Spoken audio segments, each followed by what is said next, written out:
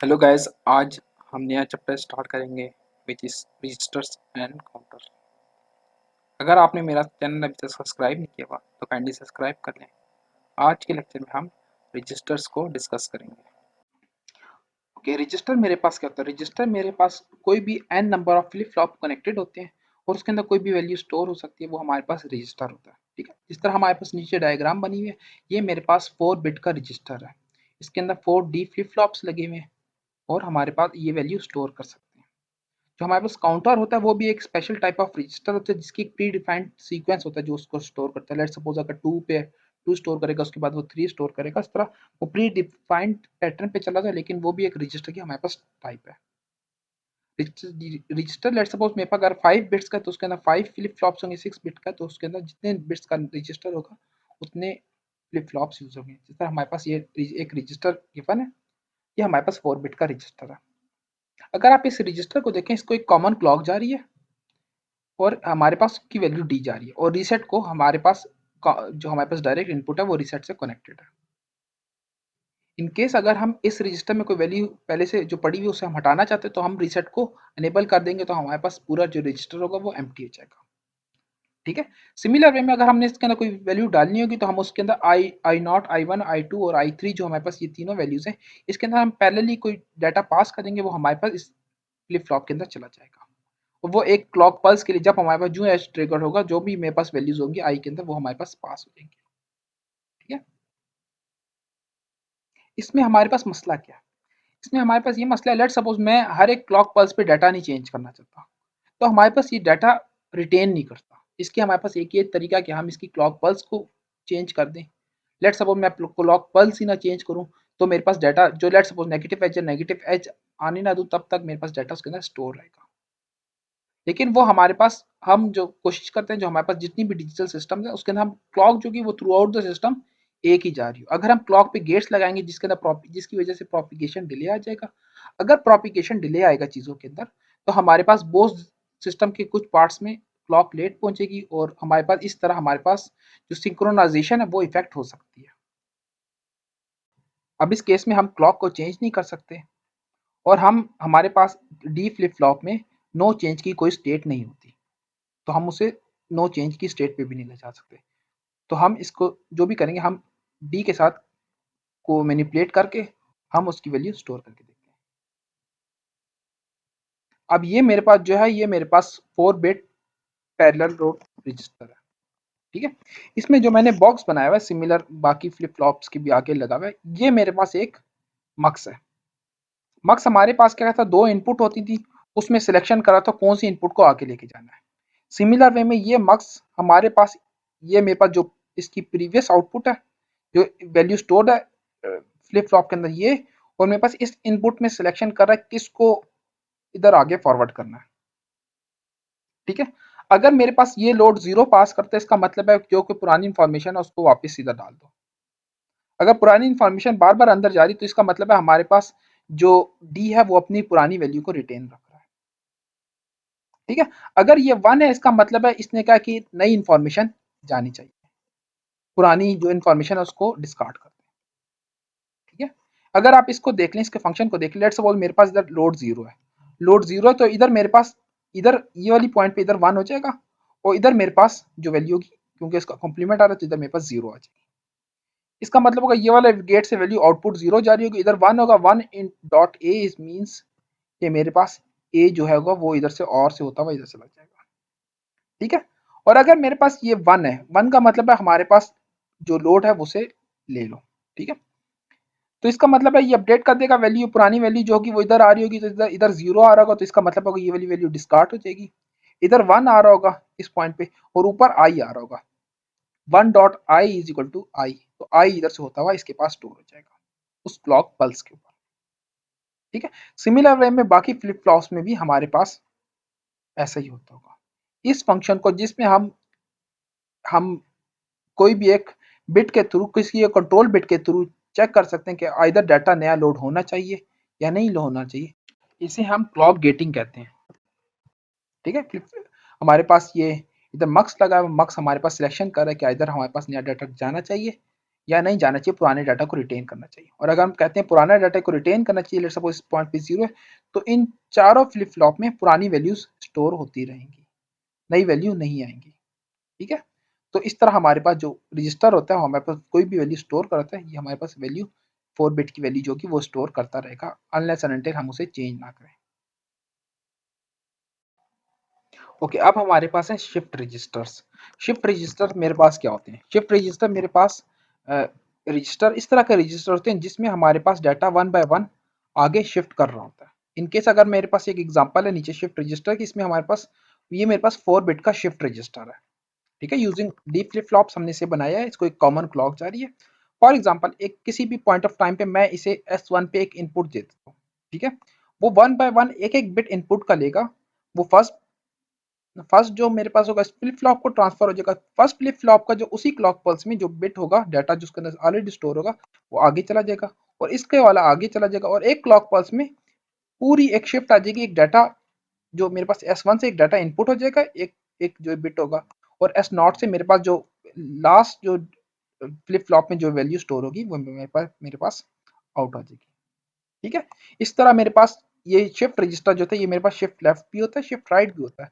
इस तरह मेरे पास ये लेफ्ट राइट साइड पे डाटा शिफ्ट कर रहा है, इसी तरह अगर मैं इसको अपोजिट वे में कनेक्ट कर दूं तो मेरे पास ये शिफ्ट लेफ्ट हो जाएगा।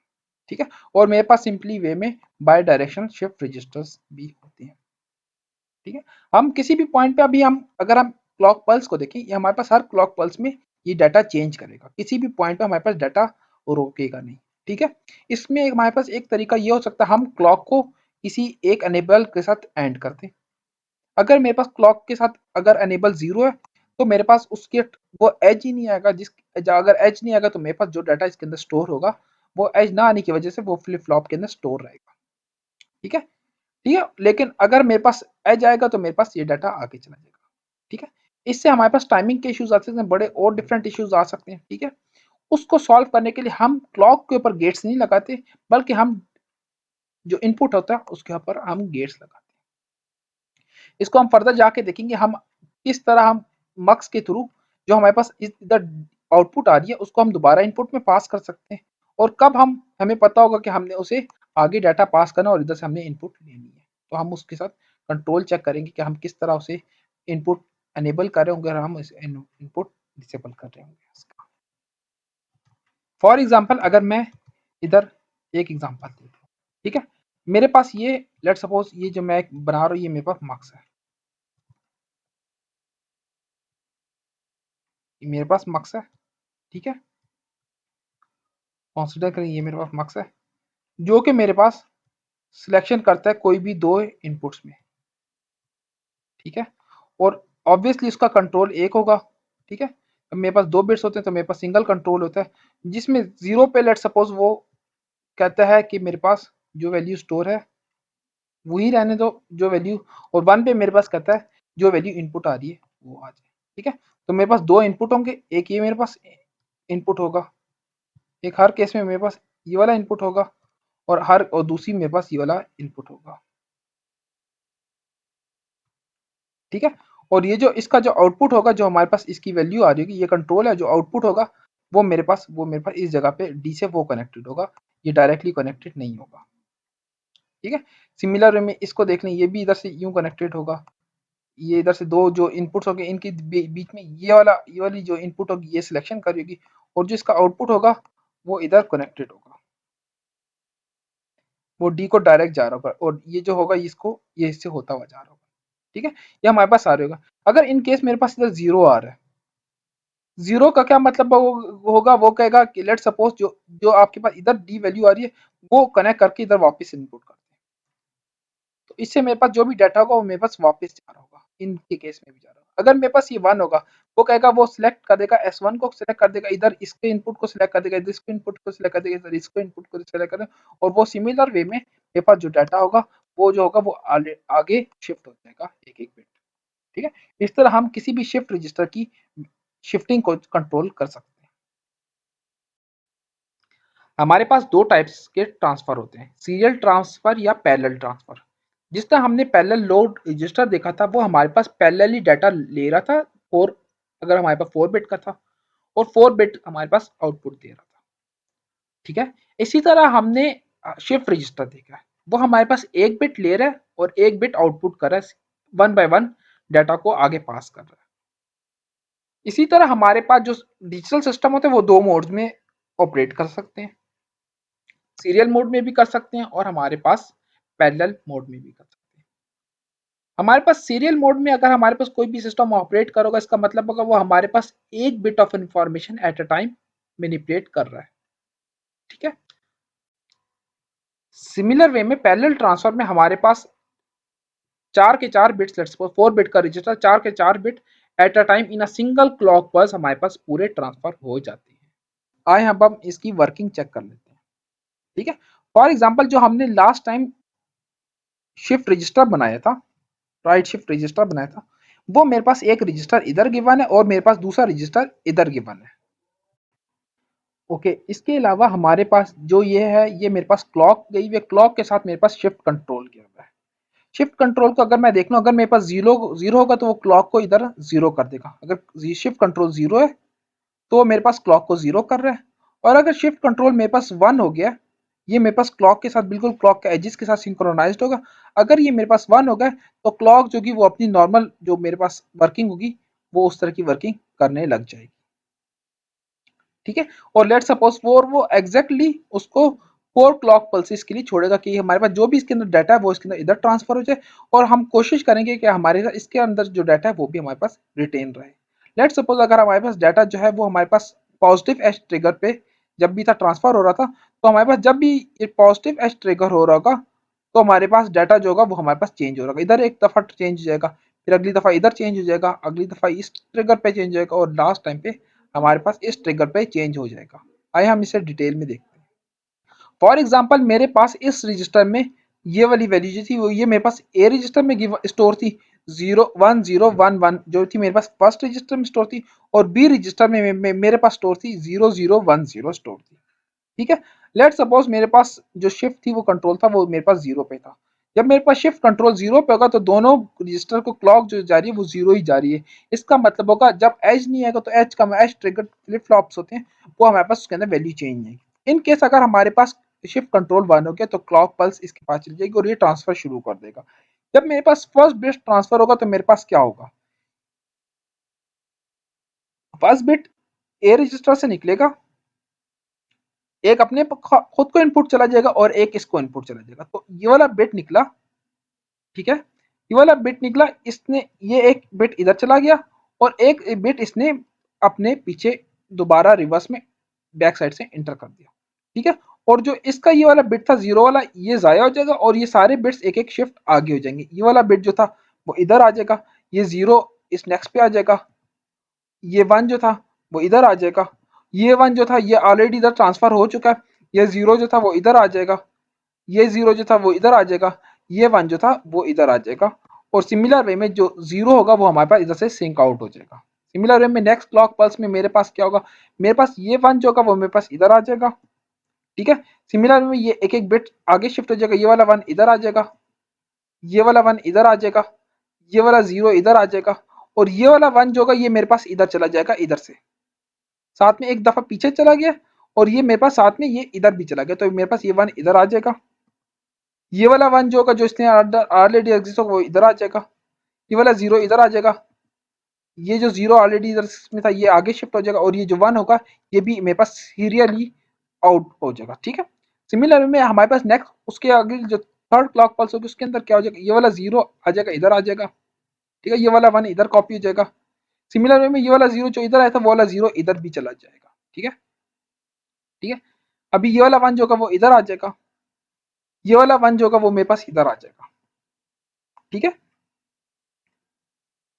सिमिलर वे में हमारे पास इधर क्या होगा, हमारे पास इधर क्या होगा, ये मेरे पास जो जीरो था वो मेरे पास इधर ट्रांसफर हो गया, लास्ट मेरे पास जीरो था, जीरो मेरे पास इधर ट्रांसफर हो गया।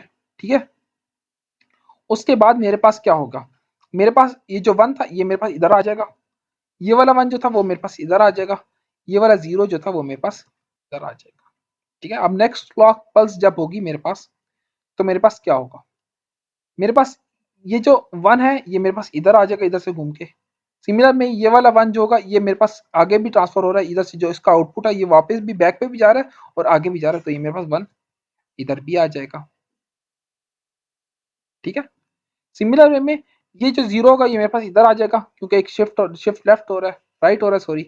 ठीक है, ये वाला 1 इधर आ जाएगा मेरे पास, ये वाला 1 मेरे पास इधर आ जाएगा, ये वाला 1 मेरे पास इधर आ जाएगा, ये वाला 1 ऑलरेडी इधर जा चुका है, तो ये वाला शिफ्ट जो 0 शिफ्ट होगा ये आगे 0 शिफ्ट हो जाएगा, ये वाला 1 इधर शिफ्ट हो गया होगा।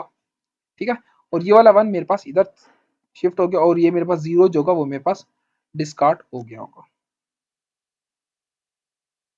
अगर इस पॉइंट पे हम देखें जो मेरे पास ये वाला ये जो मेरे पास रजिस्टर के अंदर ये वैल्यू स्टोर थी ऑलरेडी, वही मेरे पास इस रजिस्टर में भी स्टोर हो गई है, और ये वाले रजिस्टर की वैल्यू इधर से आउटपुट हो गई है, और मेरे पास उसके अंदर भी रजिस्टर की जो ए रजिस्टर की वैल्यू थी वो मेरे पास बी रजिस्टर में कॉपी हो गई है। इस तरह हमारे पास सीरियल ट्रांसफर होता है। जो पैरेलल ट्रांसफर होता है वो हमारे पास डायरेक्ट ट्रांसफर हो जाता है, जो हमारे पास सीरियल ट्रांसफर होता है वो बिट वाइज ट्रांसफर होता है। आई होप आप लोगों को चीज़ें समझ आएंगी। अगर किसी भी चीज़ पे कोई चीज़ समझ नहीं है काइंडली कमेंट करें इस पे, मैं कोशिश करूंगा उसके आंसर दे सकूं। Please like share and subscribe to my channel.